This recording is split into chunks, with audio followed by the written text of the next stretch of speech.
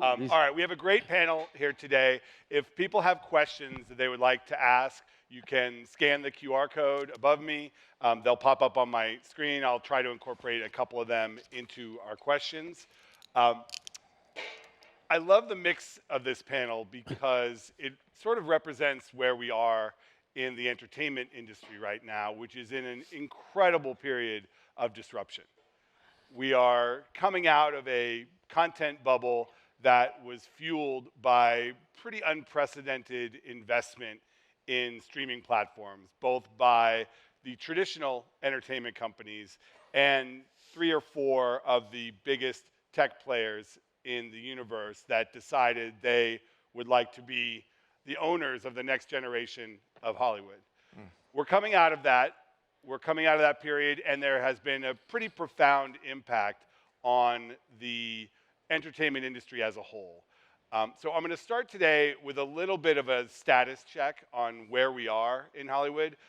This is an optimistic conference. We are looking for optimism in the world. It may sound a little bit pessimistic right now, but we'll go down to the end. The creator is laughing down there. We'll go down to the end and ask Janine there, what does it feel like for creators in the entertainment industry right now?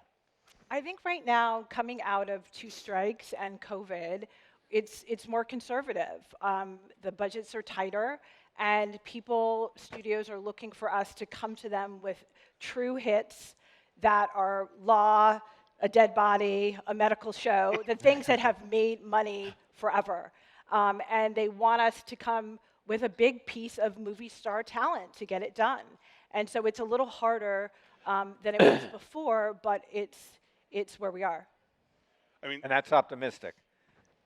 It's optimistic. Well, Lisa, so you just made a very big hit for Amazon, Fallout, which is based on intellectual property, a very popular video game. You've also done originals. You've done adaptations. I would not say Westworld was necessarily IP-driven, although it was based on IP. Could you sell Westworld right now? Yes, I think so. Look, I think that the industry right now, well, with Westworld, we were early on in casting really fabulous actors, to your point, who mostly did film. Like, once we got Anthony Hopkins, it was almost like, it started to get this energy of its own through casting. That I think that kind of star power helped what was a rather, cerebral series get made. I think right now there is an interesting, you're going to like this, Jeffrey, there's an interesting opportunity, because I do think there is some bifurcation in the way that the industry is going that has possibilities for both, right? Like, so these large, companies that need to make their, ROI, they like franchises, right? Because there's an embedded brand recognition, there's a core audience, right? And so if they're investing hundreds of millions of dollars, it helps cushion the blow. If you add a couple movie stars, that's always helpful. Mm-hmm. That being said, I think even if it's a franchise property, if it's not original, if it's not good, people just won't watch it, especially to the amount that they need to justify the expense. But I think on the other hand, especially when you look at TV, the most successful shows have always kind of been originals, right? The Simpsons, Friends. I mean, there are just so many. The ones that really stand out, we think of them as so iconic now. They're their own brands, but they made those brands. And they didn't necessarily have the biggest budgets, and therefore the barriers to entry into getting it made were smaller. And so I still think that, we can talk about algorithms later, but I still think that there is a huge, huge opportunity in making mid and smaller budget originals that catch fire and become blockbusters. Yes. Do you think that's still possible? I do. I really do. Without the platform, like Netflix seems to do it every other week. Right now it's Baby Reindeer, before that, and there's 5 examples per year of shows that go viral, go global on Netflix. They also have the most subscribers and the most engaged audience. Is it possible, I'll ask Brian, is it possible to have a global hit like that on a platform that is not Netflix? Of course. You think so? Yeah. Still. Well, what was Barbie? Barbie was a global hit. And what was Oppenheimer? Global hit. What was Taylor Swift's movie? Global Close. hit. I see Yeah. what you're saying, but Close. those are Yeah. those But had theatrical elements. I'm they have talking streaming, yeah. but So is it possible to have a global hit only on the streamer?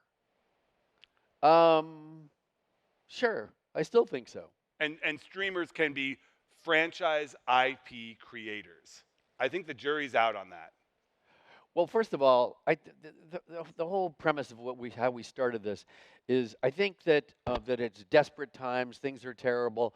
I mean, only when things are terrible and there's that level of disruption and confusion do great opportunities happen. Yes. And yes, so I yes. see it really like that. And in the decades that I've worked, I've gone through many of those things and often been the beneficiary of that.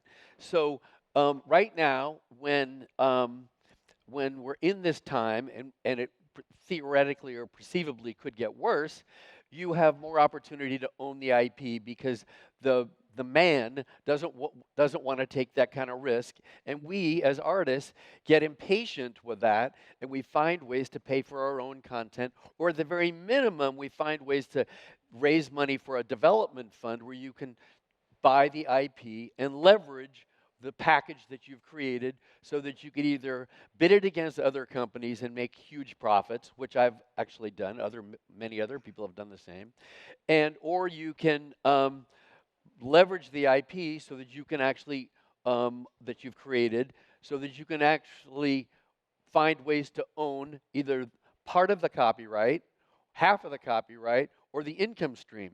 Everyone always underestimates when streaming came. I was just telling somebody today that when streaming came was at the time that artists and movie studios became really scared, and because of that reaction, good things occurred. For example, the people that made high-quality entertainment, premium entertainment with a soul, meaning that ultimately they're about friendship, they're about love, they're about family or brotherhood. Those movies and television shows have a very long life to them. And I remember my lawyer, who was a very smart lawyer, said, your IP, on Apollo 13 and on A Beautiful Mind and Friday Night Lights, et cetera, 8 Mile, that's going to descend at a very rapid rate because of streaming. He couldn't have been, I thought he was smarter than me, but he couldn't have been more wrong. It completely has a very long tail to it, all the premium content, and that will continue to be. I had a mentor that said, Sam Goldwyn, you should just do what Sam Goldwyn did. He only made 100 movies, 110 movies, and all they were was high-quality content. He didn't make 500 movies. He didn't make 300 movies. He made 100, and it became an entire library that has had a very long life to it. So, look, what I would like to do, and I think what a lot of these people here like to do because they're creative entrepreneurs, is like find ways to own their content or own pieces of their content. Well, Ynon, CEO of Mattel, you own a lot of IP. You had a very positive result with Barbie. You're now trying to replicate that with a number of others. What do these deals look like when you are now going to the studios saying, would you like to make a Hot Wheels movie? Would you like to make a Masters of the Universe movie? Well, from where we sit, this is all about big brands, big franchises that move the market. When you look at any transaction that happens in the industry, every major move, it's all about access or ownership of big brands. And our journey as a company was to evolve from being a toy manufacturing company that was making items to become an IP company that is managing franchises.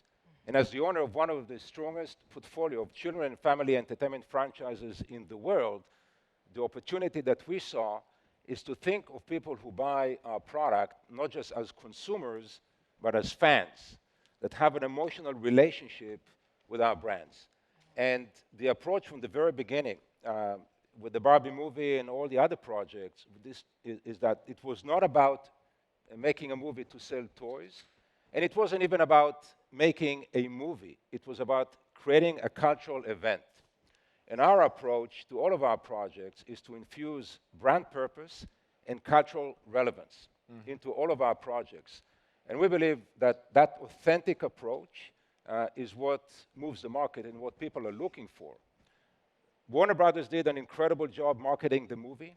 And what we did with our demand creation capabilities as a company that touches consumers all over the world, is to create an event, to create a societal moment, and market the movie, promote the movie, amplify the creative vision of Greta Gerwig through the incredible retail network that we have. We sell product in more than 500,000 stores, and we have a relationship with all the major retailers in the world, not just toy retailers, but every retailer, from Zara and H&M and Primark all the way to Selfridges. And what we did, we partnered and collaborated with our retail partners to create an event on the ground, and 165 different consumer product companies that also marketed and amplified the story through their own channels. And what ended up happening was you could not live on planet Earth and not know the Barbie movie is coming out and be excited about it and want to see it. And the approach from the very beginning was to break convention, be original, partner with an incredible filmmaker, and embrace her vision, support her vision, and create something that stood out in society. And of course, the success of the movie in the box office is one thing, but the cultural impact and societal moment was a whole different experience that is still here and very much alive. So Jeffrey, and others can feel free to weigh in here. You don't have to wait for my question. Jeffrey, you're sort of hovering above all of this now. You obviously reinvented Disney and the Disney animation properties when you were there. Disney has sort of been dining out on those properties for the last decade, remaking them very successfully.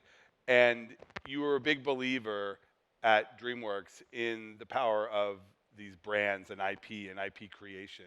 Where do you see the opportunities right now in all of this disruption that's going on? Well, I'm kind of, I think, in Brian's court here, which is, out of the disruption, and we're right in the still smack in the middle of it. So it's a little bit maybe hard to see the horizon right now at this moment. But I am quite optimistic that on the other side of what is, I think, a bit more consolidation going on, you are going to see a much healthier business. Movies, television, animation. I think, there is a recognition that maybe an oversupply of content. So from the content creators here, you have some of the best in the world, and they make the best. And so the value of that, where there's a somewhat more limited supply, but it's only going to go up. The demand for them, for the talent, I think is going to, have its path out of it. You see,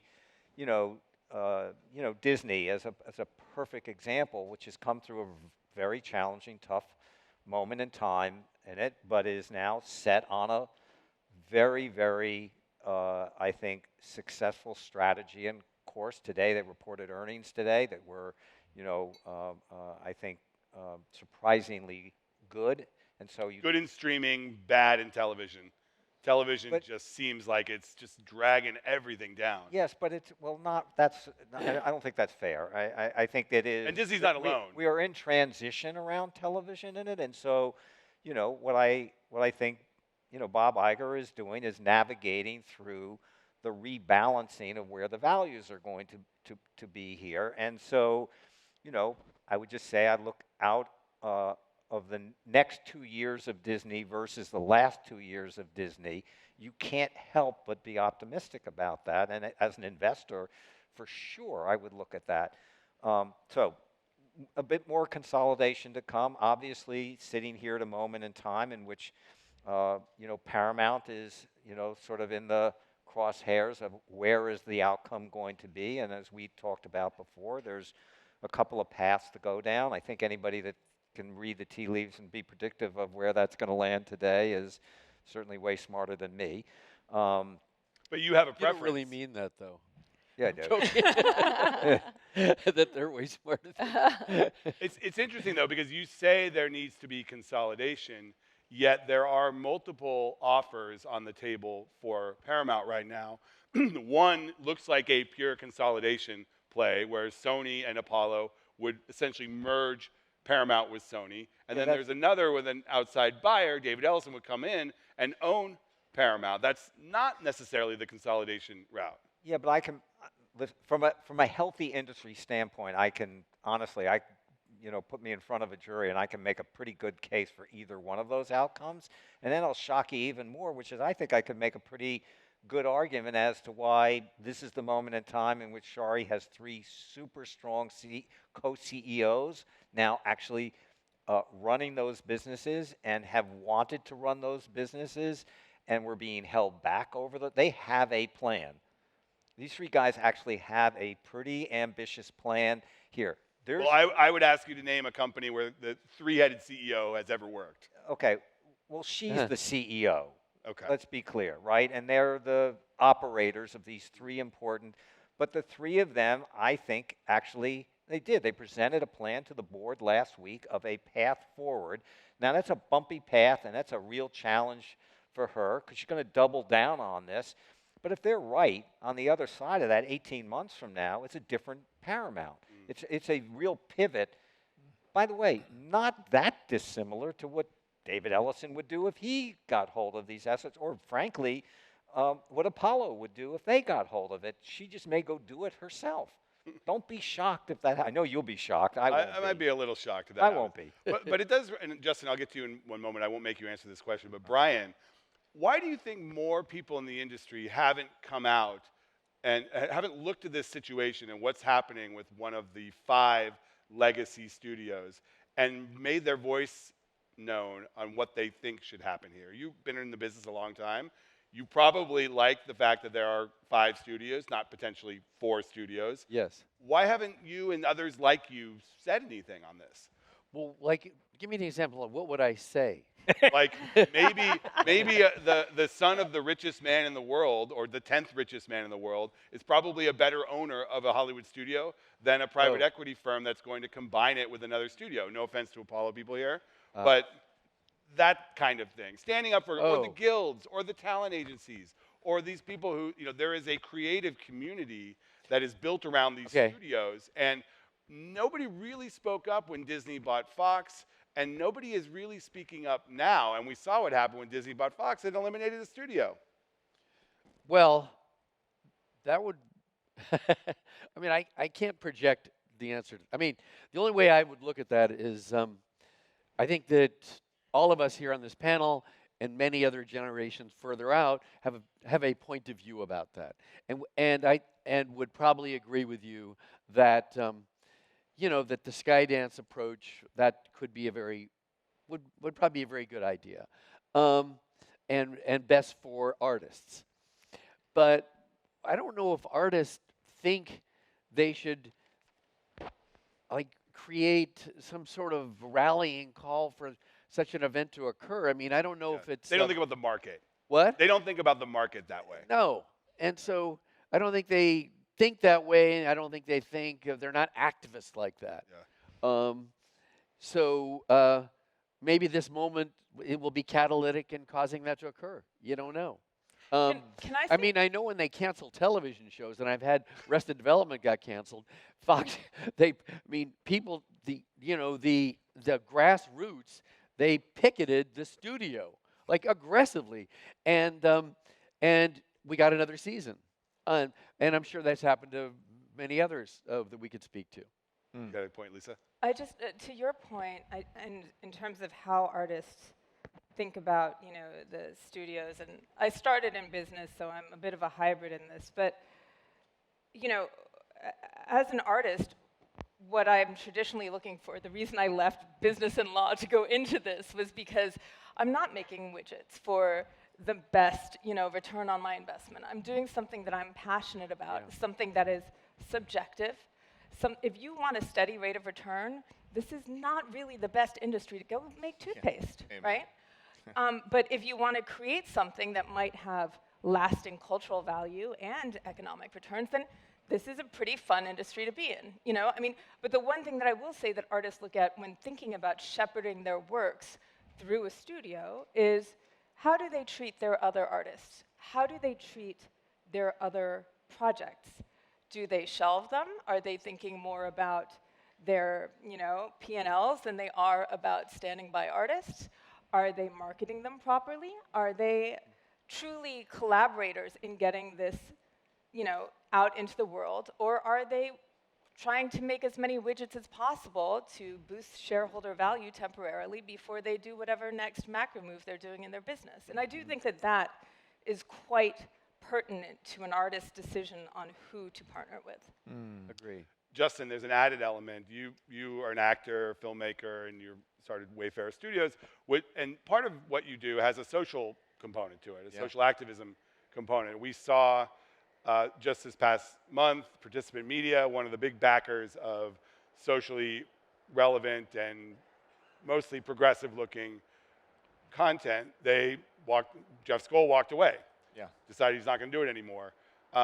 Just last night, about 100 creators, including you, signed an open letter saying, listen, Hollywood, we should pursue this more. This is good for the culture as well as the business. Do you fear that there's a pullback in that arena, that as things have gotten more challenged in the business overall, that the focus on so-called doing good while doing popular is going to recede? No. No, I think we need it now more than ever. We may need it, but you got to justify it. And look, and call me an eternal optimist, but and first of all, I just want to say, you all are amazing, and I love just listening and learning. I'm sitting next to one of my heroes here, right? And Wayfair Studios would not exist if it weren't for him. I told you I'd say that backstage. But it comes down to what we're talking about, which is I believe that we need hope, and I believe that we need, and we have a responsibility, those of us that are here, to create content that moves the needle and actually ignites the spark in all of our souls to go and do something. Otherwise, what are we doing? We're just making candy or toys. And toys can also do good, right? Look at what we saw with Barbie. We had incredible social messages in that beautiful thing that you guys made, and you were willing to take that stance and even make fun of yourselves in the process. It wasn't just candy. It was wrapped in social good, right? It was, as we used to say, chocolate-covered broccoli. It sounds terrible, but it's good for you. And so I think that we're going to need that, especially right now. I believe that we're witnessing, look, Hollywood is a microcosm of the macrocosm, and we're seeing the systems fall apart before our eyes. We're witnessing like a twin process of disintegration and reintegration, and I believe that there is a massive opportunity for the reintegration, and that we have a responsibility to create content that actually can help us wake up in the morning and feel like we have a purpose in this life, because so much around us is trying to take that away from us. So, is it optimistic? Yes, and at the same time, I think that every business has a life cycle. I think that Participant, for all intents and purposes, was extremely successful. And it's one of the reasons why it moved our industry forward. And just because they closed down doesn't mean that they were a failure by any means. So for Wayfair, I think there's an opportunity to do commercial, viable content that people want to consume at a mass level that also is good for you, and then pair that with social action. So we're doing that as an example with It Ends With Us right now, which is our next movie that comes out with Sony in August. We partnered with nomore.org. There's an undercurrent of domestic violence, and this is a movie that is a very romantic commercial movie, but it also has a social message to it. So what did we do when we made the deal with Sony? I said, we're not making the deal unless we can find a way to give back to the very people we're making this movie for. So a percentage of proceeds that Wayfair makes is going to go back to the people that need it the most, so that we can find an end for domestic violence. Now, that doesn't mean that we have to just lead with that, or that we have to just build an entire arm of a company and put a ton of resources into that. But there are incredible smart people that spend their lives working on these social issues that all of us can find ways to partner with and join forces so that our movies come out, and then we're also doing good at the same time. The double bottom line, I think, is very important, and just because it went out of business does not mean that there's not a need for it. Yeah, I think we are going through a period of disruption that is driven by technology. And on the whole, we believe technology will create opportunities in the long term. Past this period of disruption, when the economic model will be even out and people will understand how to create commercial value from quality content, technology will be an amplifier. In a world of unlimited supply and ubiquitous distribution, quality content and big brands are still key. And creators, IP owners, will find a way to create value from their content. And technology will amplify that. And we saw it in the early days of radio and television and music streaming that initially hurt the music company until the economic model was created. And the same thing will happen here. So while we are going through a period of disruption, and we're seeing it across all the major entertainment companies, entertainment is not going away. People spending their time for quality experiences is not going away. Yeah. It's about finding that commercial equilibrium that will optimize value. And I believe it will happen. And again, it's back to quality content, quality experiences, and big brands that rise above a competitive landscape, but still drive creativity and innovation. I want to get into a little bit on the technology front on the AI issue, because I think AI is this sort of scary demon that gets kind of weaponized around town. I want to hear from the creators on how you view AI and whether you see it as a threat, a tool, a little bit of both, something you're looking forward to, something you're afraid of. Where does it fall on the scale? Let's start with Janine at the end. I think at first I thought, oh, this is this scary Jaws in the water that's coming to eat us all. Yeah. But it's here. And so I think we need to embrace it. We will use it to research, to figure out story problems, to figure out what culture is looking at. But I think it's exciting when you think about the possibility that kids, young people, old people around the world will be able to make 30-minute movies. And they can do it in their home. And this is going to actually produce a new art form. And it might actually be the great democratic way we finally see art, because you won't have to go through gatekeepers. You will have a kid in Uganda, a kid in Tokyo, someone in Montana, who all has the potential to make the next Parasite. The question will be, in this town square, how will we actually see it? If all of us are making content, how will the best rise to the top? So that will be interesting for us to see. What are the new distribution models? How will someone choose what is the best? But like right now, we're all talking about Baby Reindeer. It's a show that has not a lot to do with my life, but everyone I know is talking about it because the best sort of rose to the top and became the water cooler conversation. And that might be what happens around the world as people start literally making their own movies. But there was a curator in that situation, the curator being Netflix. Yes. Yeah. And there's always kind of been a curator in entertainment. Now, the curator could be an algorithm. It could be some AI-driven force that rises certain things to the top. I mean, Lisa, you have thoughts on algorithmically promoted content. Yeah, I mean, the curator could also be some open source thing like Reddit, right, where it's really a sort of democratic thumbs up, thumbs down thing, which I think would be preferable to algorithms. My take on AI, and I did do a whole series kissing up to AI just in case the overload came. Yes. Over. But, to me, it's a tool. And it's a tool that, if overused, will lead to cliche. I mean, the way that AI works, it's not thinking. It's a large language model that is taking tropes and the most recurring trends online and recycling them and spitting them out. And the way algorithms work is they look at what has traditionally been successful, and they say, well, I guess that's what's going to be successful again. Whereas the trend that I believe is true for success in terms of culture and entertainment is what's fresh, which defies algorithmic sort of learning and expertise, right?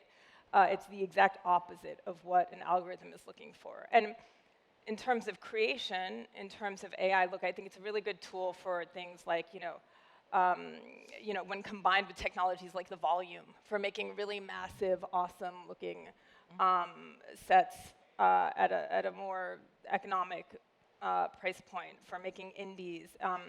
I still think that the artist has to be the curator for content, right?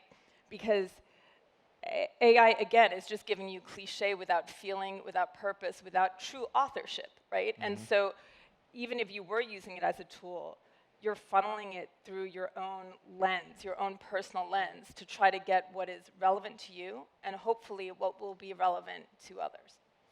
The thing I would say about that, did I cut you off? No. Oh, I too use it as a tool. I find it very, very useful. How do you use AI as a tool? Okay, because I started as a writer, and I've gotten, a lot of the movies and television shows I've done it because I just start with a curiosity. One of the first movies I made was a man falling in love with a mermaid, which was thought to be the stupidest idea. Splash, yeah, Splash, very good. with Tom Hanks. And nobody wanted to buy that for 5 years. But I could have easily just pitched in all the characters, because I wrote it too, wrote it actually. I could have just pitched into my AI all of the different characteristics of things that I thought a mermaid or the perfect girl would do, and how that would interface with the Tom Hanks's life, which was kind of my life at that moment. And it would have come out. I would have gotten a story, but it wouldn't have had comedy really. It doesn't have a soul for sure, and that's probably what actually made Splash good, which was the soul of the movie, which was about the fragile nature of love and the importance of love as an ingredient, an essential ingredient in all of our lives. And that came from all the intangibles, including the director, Ron Howard, who was able to breathe that into it. So just AI doesn't, you can do so much with it in terms of creating outlines and treatments and pre-visualization, which saves time and money, but it doesn't have a soul, it doesn't have a conscience, a consciousness. Not yet. Not Not yet. yet. It will have it. I mean, it's funny though. I don't know if it'll actually have consciousness. I agree with you, man. It doesn't generate independent curiosity. Right. It doesn't initiate independent curiosity as I know it to be. And so it ultimately won't have the purest of authentic ingredients that humanity would actually deem to be authentic. And kids, as far as I know, are able to have the sharpest antenna for authenticity. So it doesn't mean there won't be AI movies and AI television shows and all that. I think that's highly possible. But I think there will be some differentiation that has value in this whole other arena called human life. I read Couldn't agree applause more. There. I did a panel with Aaron Sorkin a couple weeks ago, and I read him from a script that was generated when I typed into ChatGPT, write an episode of The West Wing about Donald Trump on trial. And it spit one out. It was pretty darn terrible. He cringed through the whole thing as I was writing, but afterward he said, I'm not afraid of that. I'm afraid of where it's going to be in 2, 3, 5 years, because it might be better than that. And Jeffrey, you've made comments about that, not on the script writing side, but on how AI is going to disrupt the production of films, specifically animated films. Yeah, well, I'm sort of in the bits and pieces of everybody that has spoken up here.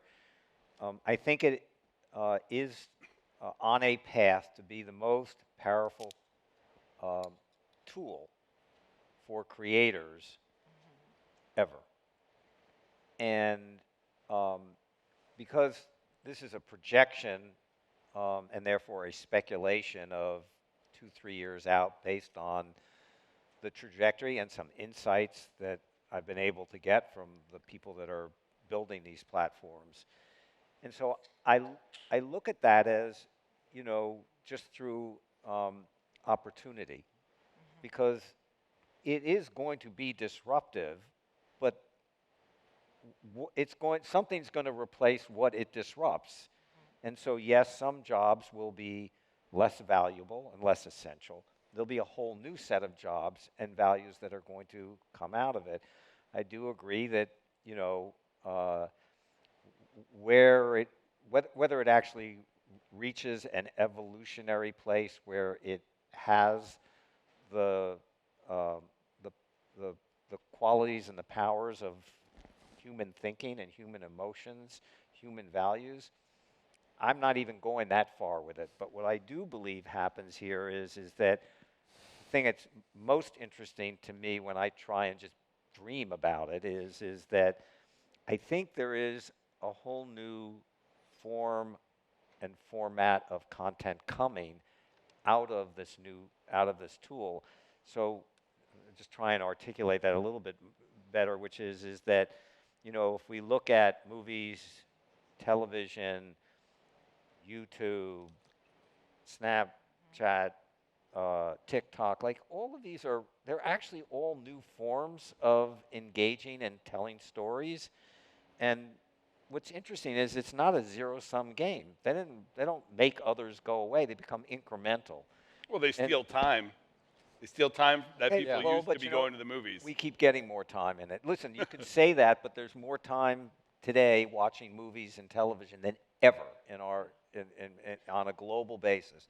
So with all the advent of the scale and size of YouTube, which is the most watched platform of it all, still isn't touching movies, and it's not diminishing the value or the time being spent watching movies and TV. Maybe where you watch it. But the most interesting thing, which I think which is I'm speculating about, is usually when a new form of content comes along, a new platform Yes. Yeah. comes along with it.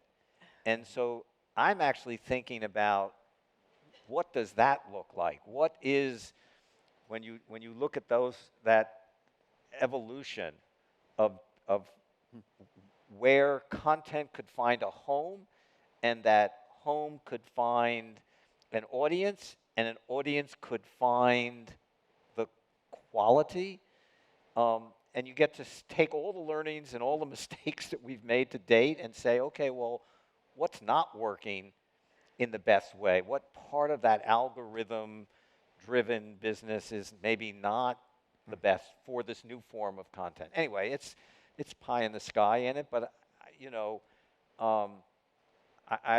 that's me. I'm sorry. I'm always, I'm a glass full person. But what impresses you out of what you're seeing in the landscape right now? What does impress you? Because you're looking at companies to potentially invest in. You're looking at companies to mentor or be involved in some way. Are there emerging content companies and platforms that have piqued your interest? Not yet. No? No. So it's coming, but you haven't seen it yet. No, I mean, listen, there are impressive things, Sora or Midjourney, we could go through, there's a list of them, and they're all doing really interesting work. I think they are, someone, and I don't know, maybe it was Sam Altman or something, they compared this to, if you look at it, we're in the toddler stage.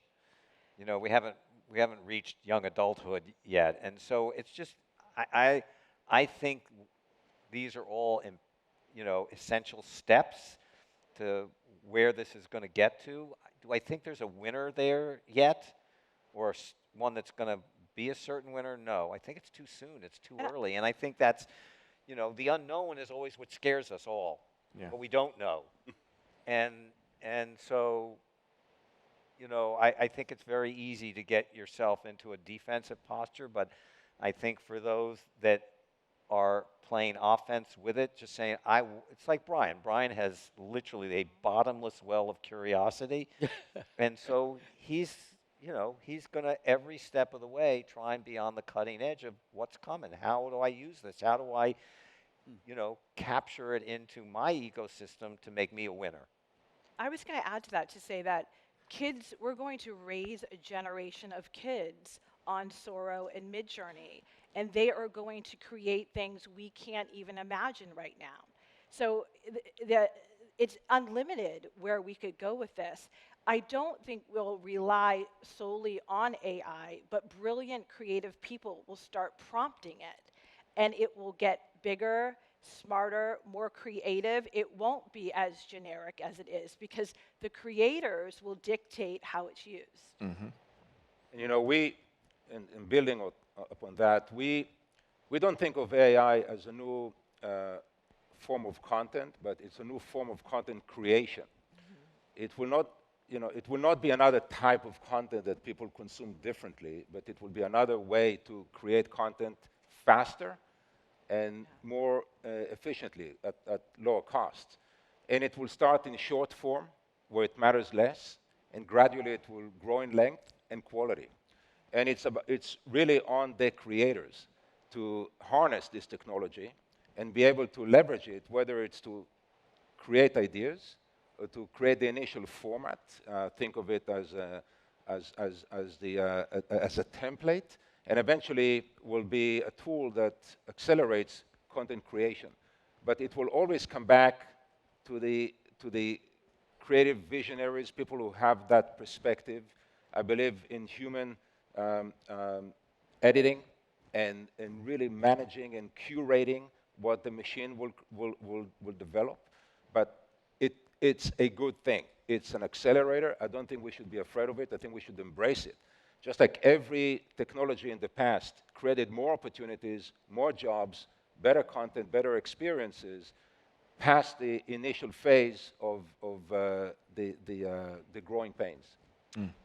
I was having lunch last week with a finance person who has put money into many different entertainment entities. And I asked this person how they choose where they put their money. And he said he sits down with the creator or the person who's running the creator's company and says, what are you not getting out of the creative business that you would like to get out of this business?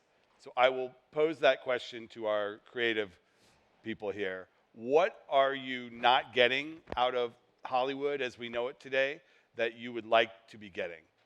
Besides more money, besides fame and fortune, what is it about your creative process that is not being satisfied by the business as we have it today? Marketing. Well, is that for real? Is that your? Well, I mean, you said it can't be financial. I think the way it's financially structured, the economics of show business right now doesn't incentivize artists, so they have to. I think they're disincentivized as far as because you getting a buyout on your everything is sort of dictated by this the economics of what streamers do that set the bar for it. So you're getting paid, you can get paid a lot of money, and you can even get bonused beyond that. But that is kind of algorithmic. But as far as what you're not getting out of it, is framing of content that makes it important. That to me, I think, is really, really important. Is finding companies that believe in framing, marketing, promoting, have a strategy. It doesn't have to be an expensive strategy, but a strategy about how they are going to market their movie, your movie, or television show, so that people see it and differentiate it from other things on the shelf. Now, Sydney Sweeney, we were talking about her for a minute. She had a movie that came out. It was a rom-com with... Anyone But You. Anyone But You, thank you. And it was kind of a very modest, at best, opening. But then she created her own little marketing strategy, implying that she was actually dating and having sex with her co-star. And that became viral and blew up, and the movie itself became differentiated and became hugely successful. Well, she also posted a lot of dance videos on her TikTok. Yeah, and things she like did that. all those But things. she and her co-star took it upon themselves and promoted it. And we had a rom-com this past weekend that came out, The Fall Guy, which was very expensive, did not perform up to expectations, and everybody's asking why. Why did it not get there? Is it the fact that Ryan Gosling and Emily Blunt do not have social media? I don't know. Maybe a factor? Who knows? But Universal certainly spent money to market that movie and make it known throughout the galaxy that this movie was coming out. That's true. So I don't know that you can necessarily blame that. It's just it's a very tricky thing of how people discover content. That's a good point. Days. I mean, Janine, you have a show coming out on Apple later this month, The Big Cigar, which is not based on video game IP, is not pre-sold. Right. Are you? I don't want to put you on the spot. Are you happy with how that's being differentiated in the market, or do you expect the discovery to happen organically? First, I would say it's difficult. I mean, this is a piece about Huey Newton and his escape to Cuba with the help of Bert Schneider and a caper. It's Apple. They have a lot of money. But in this marketplace, it's hard to break through.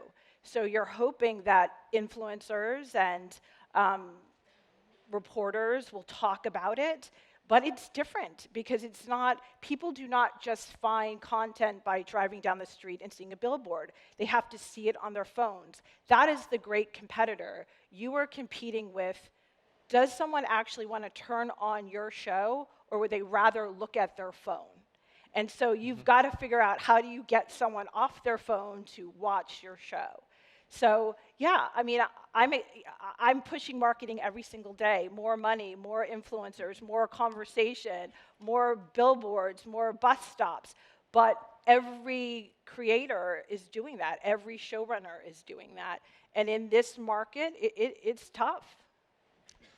I think it is really hard to find a way to reach and engage people in a world where there's so much opportunity and competition for share of mind.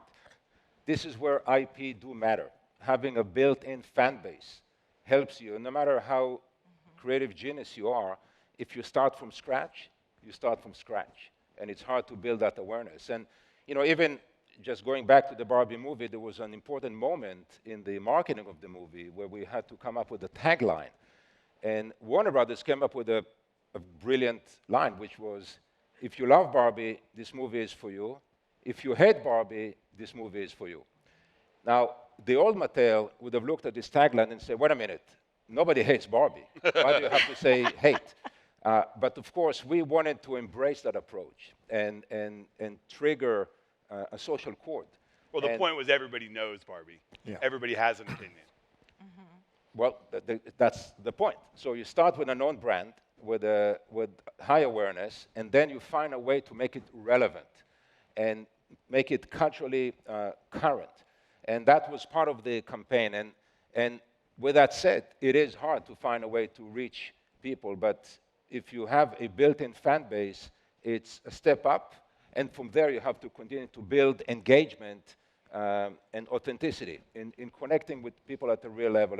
And the point that was said earlier, in our world, children are probably the most sophisticated audience out there. And they can smell if anything is not real and not authentic. It makes you work harder, be sharper, and more current with the times. But it's really important and hard, but something that we have to do, is find new and original ways to reach and engage fans. And something that the industry is still evolving through, but there are more opportunities. Gone are the days where it would be just a billboard by the freeway. You have to. The billboards are only in LA. People don't realize that. Only on the way from the studio head's house to the studio. That's where the billboards are. True. Justin and Lisa, I want to get back to that question for you. Of what is Hollywood not providing you that you would like it to provide? Okay, well, I feel like I've worked in a lot of sort of franchise spaces. I've also worked in some more independent spaces. And the thing that I really think about is the next generation of, writers coming up the way that I did. I was not from Hollywood. I'm not white. I'm not, there's a lot of stuff going on.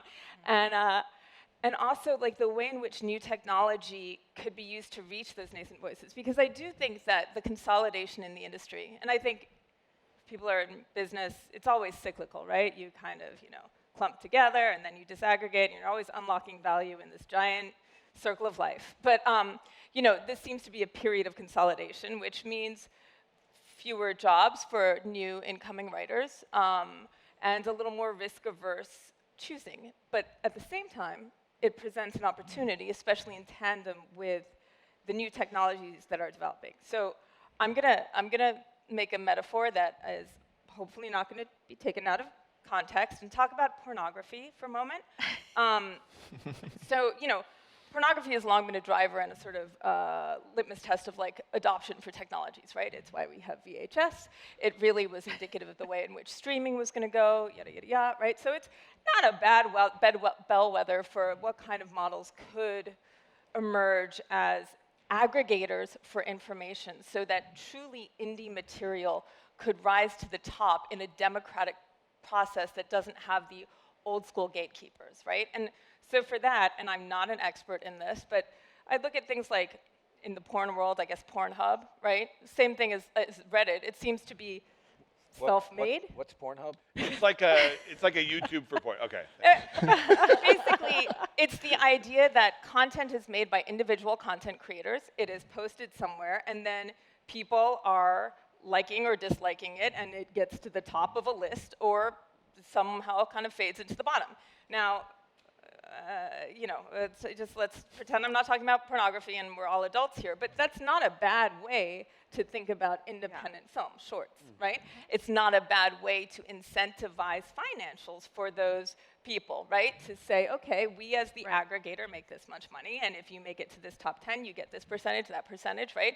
We can seed further development for artists who are doing well. This is just something on the top of my head during this panel, but I'm just saying there are new models. That is what we're talking. That is the next platform, in my opinion, right? Pornhub. But Pornhub. no. Jeffrey's investing in Film Pornhub. Hub. Everyone hears it first here. What is a democratic, consumer-driven platform where you are rewarded for your creativity and your success, right? So the more people that watch it, the more you are able to. I mean, some of the streamers are already doing it. If They you go to the are. fast channels, Tubi, Yes, Pluto, they do. like They they just will don't- reward you if your content is more They popular. do, but not honestly in a particularly fair way yet. Yeah. But right? do you remember So- also trailers? A lot of people in this world, any content creators know what it's like to make a pilot that never makes it to air, right? There are so many pilots in the world in a giant graveyard of pilots, right? And like, for instance, maybe some of those would have worked. Maybe you could let an audience decide, right? There are so many shows that have a long, they take a while to catch on fire. Breaking Bad is one of them, right? Like, and right now, because of this really like swim or sink thing, people aren't getting a second season. You're not getting a chance to grow with a more sophisticated show. Well, you know why those pilots are not out there and online is because the executives don't want to look bad. If it Exactly. becomes popular, Yeah. they don't want to have it out there that this incredibly popular piece of content was something they passed on. Executives make Exactly. their money by being the gatekeepers Yeah. and arbiters of taste. So if there's an immediate democratic way to prove them wrong, then they're out of a job. But I mean, it does make sense, logically speaking. I think you see that with Instagram and TikTok.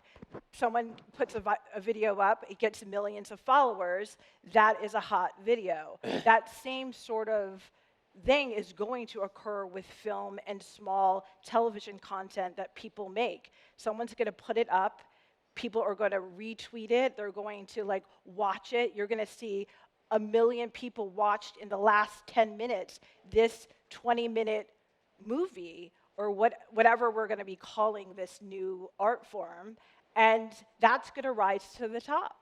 Let's call it Quibi. You said the you Q will word. be I did ahead not. of your time. That'll come down. ahead of I- your there's a That'll come down to danger, the though. algorithm. Go ahead. too. Go ahead. But with that, as we know and we see in social media, it does kind of come back to the algorithm and what the algorithm is choosing. And of course, now we're talking about an algorithm that is created by a human with its own biases.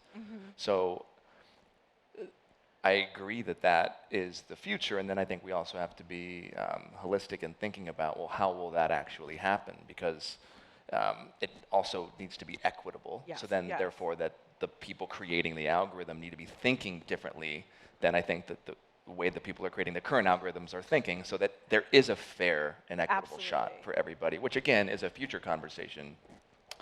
Yeah, versus- I mean, there's a danger to that. I think that if it were purely a democratic vote on what goes out there, you would never have shows that maybe need 4 or 5 episodes for a payoff or. But Well, Amazon did this. I mean, Amazon launched a pilot program a handful of years They ago. did, and they let people vote on it. And it was a whole thing. And Remember. yeah, yeah, so this they, was about 5-7 years ago. They yeah, did they that. had a whole, when Prime Video launched, they had a whole pilot program. They spent a bunch of money. They did 20 or so Yeah. pilots, and then they had their users vote on it, and then they turned that into a show. And none of those shows exist today.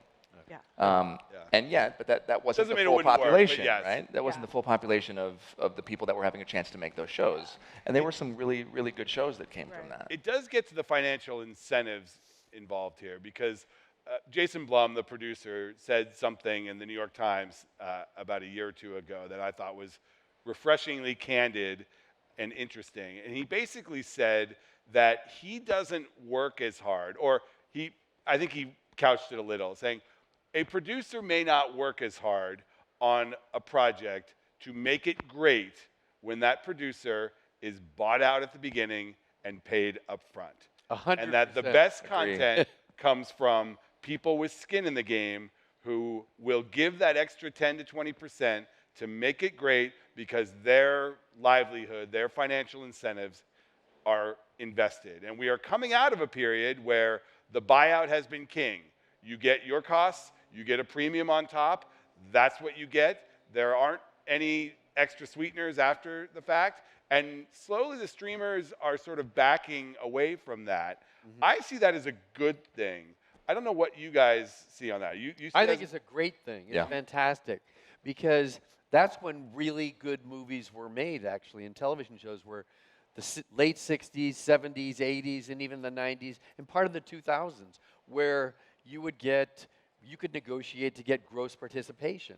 And it used to be ownership. You could own the show. You could own the whole show. Yeah, but even the participants. 100%. Yeah. And it clearly incentivized artists to not do 3 jobs at once. So right now, to get a good writer, they're normally participating in 2 to 3 or 4 things. What you want is somebody's entire focus and creative attention on one thing and assault that. That's where great things come from. Mm-hmm. Yeah. Do others agree? How about the creators there? I agree. It's nice to get paid up front. It's nice to not have to take that risk. I just want to say I agree. And I think that to answer your question earlier about what's something that I think is missing, that I'd like to see more of, it kind of goes back to this. For me, it's less fear and scarcity as a mindset in Hollywood, in our industry. And making decisions based on, again, like curiosity, soul.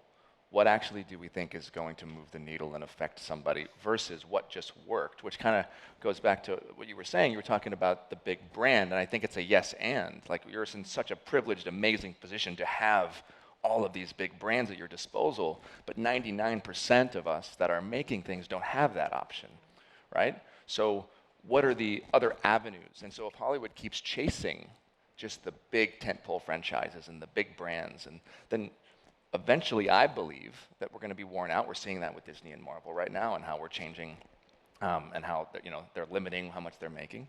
And I think it's important that we just kind of start looking at things from a glass half full perspective, and start. The second part of that was the reason I don't think it worked on Amazon is because Amazon got scared because not enough people watched it, and so they discontinued the program, and now there's no more. And we don't even remember that they did that. But if they were to keep going, if they were to give these shows more opportunities, and then we could see a Seinfeld down the line, we could see a Friends down the line, they would keep the shows that we love on because they have a chance. So for me, it's that scarcity mindset and the fear. So that's what I just wanted to add. All right, who wants the last word? We're almost out of time. Jeffrey, you always want the last word. No, thanks. No? No? Anything on this? I would say Yeah. I do think this is an incredibly exciting time for the industry. It is a business. It's a business that has to work economically, but it's a creative business. Mm-hmm. And where you bring creative ingenuity and innovation with the business side of it, and working the two together is what is going to be the winner, the winning outcome for everyone. Last word. I knew it. I knew it, always. I want more Chris Nolan. I want more Game of Thrones. I'll vote on Love Island for Lisa because I think that might be a good fit there in this. And 24. That's what I want more of. You want more 24? You want More 24 to come back? Oh, Oh. bring back Jack Bauer. Can't get enough of Jack Bauer. Okay. Thank you to our panel. Thanks to everyone here. Thank Thank you. you.